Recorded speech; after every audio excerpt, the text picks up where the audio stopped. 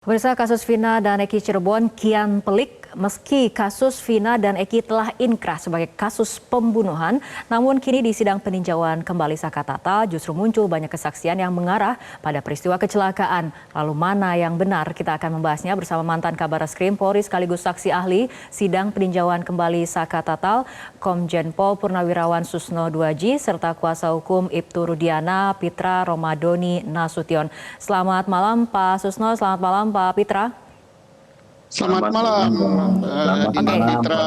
Selamat malam pemirsa. Sehat selalu semuanya. Baik, Amin. saya akan ke Pak Susno terlebih dahulu. Pak Susno, Anda hadir sebagai saksi dalam sidang PK Sakatatal. Kenapa Anda berpandangan?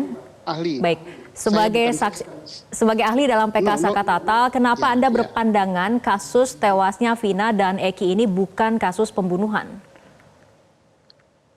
Saya mengakui dan tidak membantah apa yang telah dilakukan oleh Polres Cirebon Kabupaten.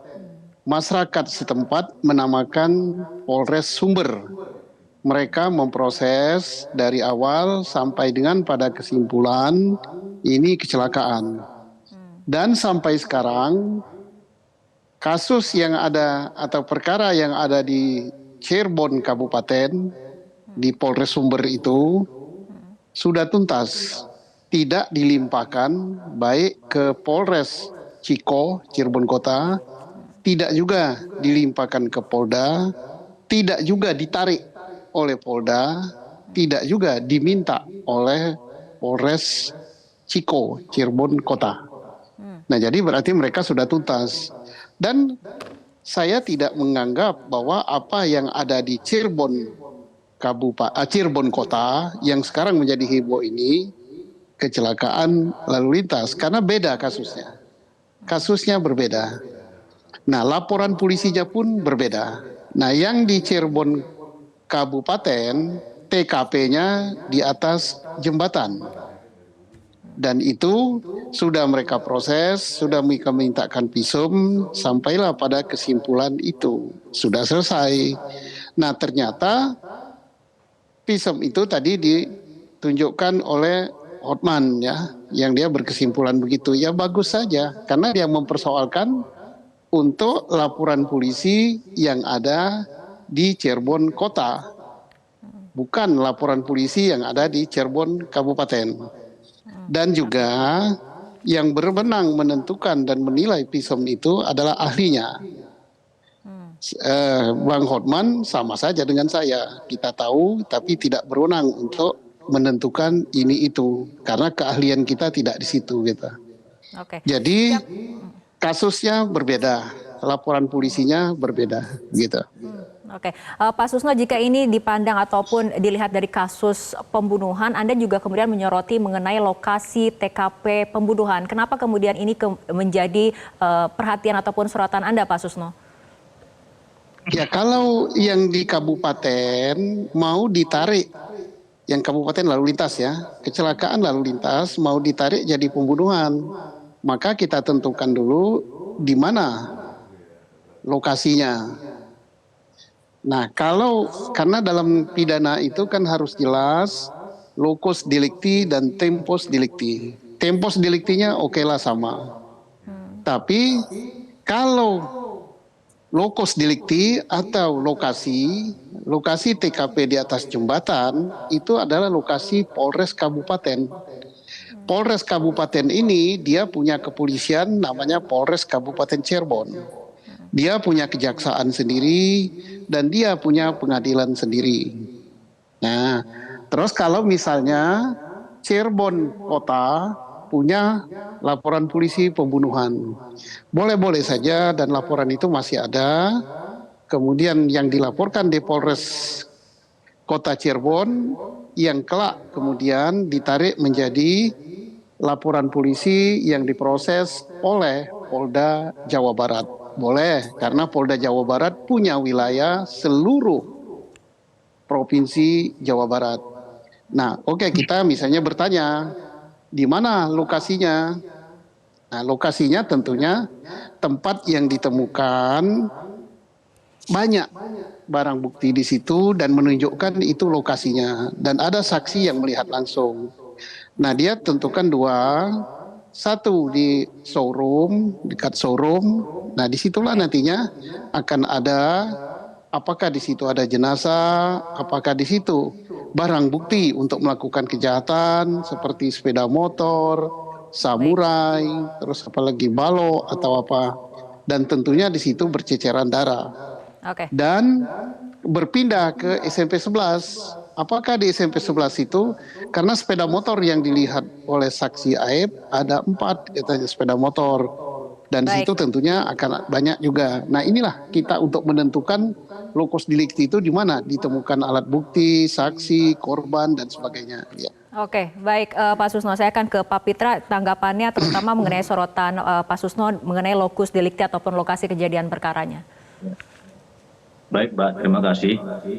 Sebelumnya kalau kita melihat perkara ini secara utuh, ya tentunya itu merupakan kewenangan wilayah hukum Polda Jawa Barat. Menyikapi terkait dengan TKP, ini TKP-nya bukan satu saja, Mbak. Ada 3 TKP. Yang pertama di depan SMP Negeri 11 dan di belakang showroom, ya. Kedua di belakang showroom, dan yang ketiga itu di Jembatan Talun itu, dekat Jembatan Talun.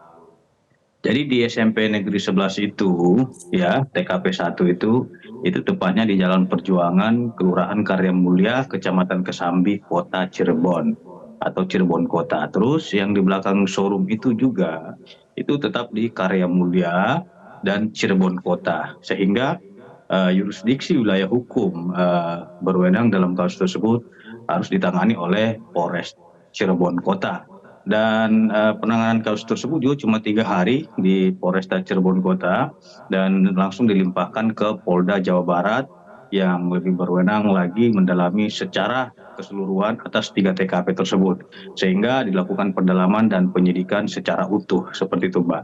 Terus yang kedua, berbicara terkait dengan pembunuhan atau kecelakaan, kita tetap menjunjung tinggi instansi yang berwenang dalam mengadili ini, baik dari pihak kepolisian, kejaksaan maupun pengadilan. Saya kira sudah ada putusan yang telah berkekuatan hukum tetap di dalam kasus ini, yaitu putusan Pengadilan Negeri Cirebon nomor 16, putusan Pengadilan Negeri Cirebon nomor 4, dan putusan PN Cirebon nomor 3. Ada 3 putusan yang mengadili perkara tersebut dengan para terpidana yang berbeda-beda, ya, di mana putusan nomor 4 itu ada 5 terpidananya, putusan nomor 3 2 terpidananya, dan putusan nomor 16 1 terpidananya, yaitu anak sakat fatal. Jadi kalau berbicara lokus dan tempus delikti itu saya kira sudah clear karena sudah diambil alih oleh Polda Jawa Barat mengingat 3 TKP dalam persoalan tersebut, bukan hanya di Polres Cirebon Kota TKP-nya maupun yang disebutkan oleh Pak Susno tadi Polres Cirebon Kabupaten. Karena memang 3 TKP tersebut sehingga diambil alih Polda Jawa Barat dan sudah clear terkait hal tersebut. Artinya kita juga mengakui ada 3 TKP yang di Jembatan Talun, ya, tapi kita juga jangan melupakan ada 2 TKP lagi peristiwa tersebut, di mana di depan SMP Negeri 11 dan di belakang showroom, ya, Jalan Perjuangan itu terjadinya aksi sebagaimana putusan Pengadilan Negeri Cirebon Kota yang telah mengadili dan menghasilkan 3 putusan dan telah berkekuatan hukum tetap dan ingkrah. Seperti itu, Mbak. Oke, saya akan kembali juga ke Pak Susno mengenai putusan Hakim Pengadilan Negeri Cirebon. Nah, ini kan sudah ada putusan yang ingkrah dari Pengadilan Negeri Cirebon yang memvonis penjara seumur hidup terhadap 7 terpidana karena terbukti melakukan pembunuhan berencana terhadap Vina dan Eki 2016 lalu. Ini bagaimana, Pak Susno? Untuk laporan polisi yang di Polres Cirebon Kota benar yang sudah disidangkan sebagaimana dikatakan tadi oleh Pak Pitra itu benar dan itu yang menjadi persoalan. Karena menjadi persoalan maka sekarang prosesnya sampai ke peninjauan kembali. Benar atau salah itu nanti Mahkamah Agung, Hakim Agung yang memutuskan, di mana saya dimintai keterangan sebagai ahli terkait dengan proses penyidikannya. Nah, untuk kasus yang perkara yang di Jembatan Talun terkait dengan lalu lintas, ya, dengan lalu lintas bukan pembunuhan, sampai sekarang tidak ditarik ke Polda. Laporan polisinya tidak ditarik, proses penyidikan perkara lalu lintasnya juga tidak ditarik, juga tidak dilimpahkan.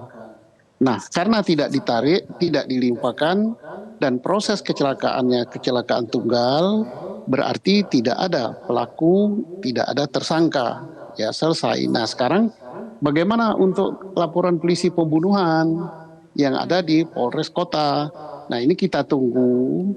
Ini jalan yang sudah benar diambil oleh para penasihat hukum, baik penasihat hukum Sakatatal, penasihat hukum korban, penasihat hukum lain-lainnya, bahwa jalur inilah yang perlu dilakukan. Nanti kita tunggu saja apa putusan dari Mahkamah Agung terhadap peninjauan kembali. Apakah perkara pembunuhan di wilayah Kota Cirebon itu ada atau tidak, kemudian peradilan yang telah menetapkan tersangka kemudian menjadi terdakwa dan sekarang terpidana sebanyak 8 orang, yang sisa 7 orang di dalam, 1 keluar, itu tepat orangnya atau salah karena sistem peradilannya, yang saya katakan peradilannya.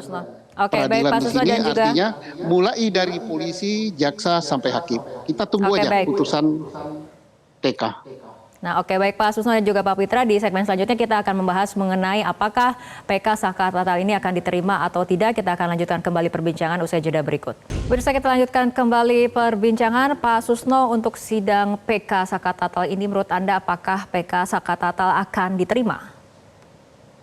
Ya, saya tidak, tanpa melihat nupum yang diajukan, ya melihat proses dalam penentuan tersangka, proses penangkapan, proses pembuktian dengan para alat-alat bukti yang sangat minim.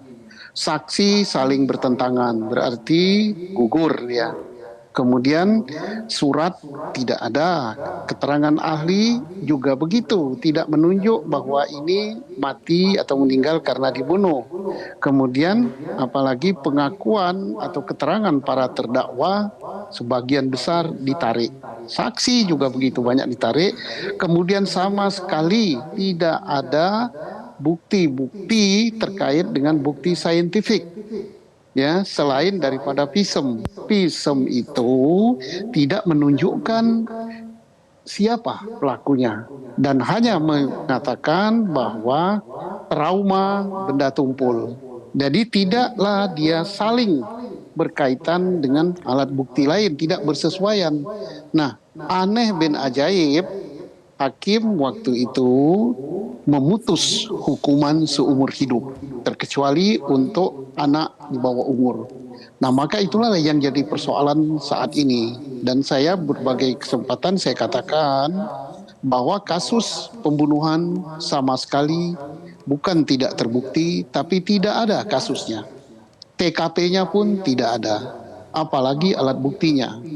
Jadi mereka membuat kasus kecelakaan lalu lintas yang belum dihentikan, yang belum ditarik, laporan polisinya masih ada, dan ini sudah selesai prosesnya di Polres Kabupaten Cirebon, dirubah menjadi kasus pembunuhan yang nggak nyambung gitu. Oke, Pak Susno mengatakan lagi bahwa kasus pembunuhannya tidak ada seperti itu, tapi kan kemudian sudah ada, kembali lagi, sudah ada putusan yang sudah inkrah mengenai kasus pembunuhan berencana ini, Pak Susno. Ya, disinilah salahnya. Disinilah kalau kita dalam istilah sehari-hari katakan inilah peradilan yang sesat itu. Jadi salah dari mulai tingkat awal penentuan tersangka, salah juga di dalam dakwaan, salah juga di dalam pemutusan di pengadilan tingkat pertama, tingkat berikut sampai dengan tingkat kasasi. Nah, apakah kesalahan ini benar salah atau apakah ini benar? Nah, inilah yang dipersoalkan dalam peninjauan kembali. Sekarang baru 1 terhukum yang sudah bebas, yang mengajukan peninjauan kembali, tinggal sisa 7 yang masih di dalam, dan informasinya mereka akan mengadakan peninjauan kembali juga terhadap putusan-putusan yang telah menghukum mereka, dan mereka mengaku tidak bersalah, sedangkan pengakuan atau keterangan yang mereka berikan kepada penyidik itu dicabut mulai dari saat sidang diadakan, karena mereka mengatakan bahwa keterangan itu didapatkan atas penyiksaan. benar apa tidak penyiksaan itu, ini perlu dibuktikan.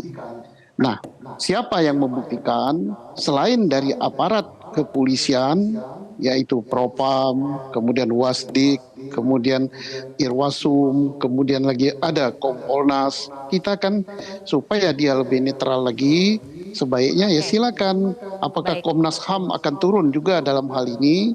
Karena kita sudah meratifikasi konvensi internasional Oke, baik. tentang anti penyiksaan, dan di dalam konstitusi kita juga mengatur tentang pelanggaran hak asasi manusia.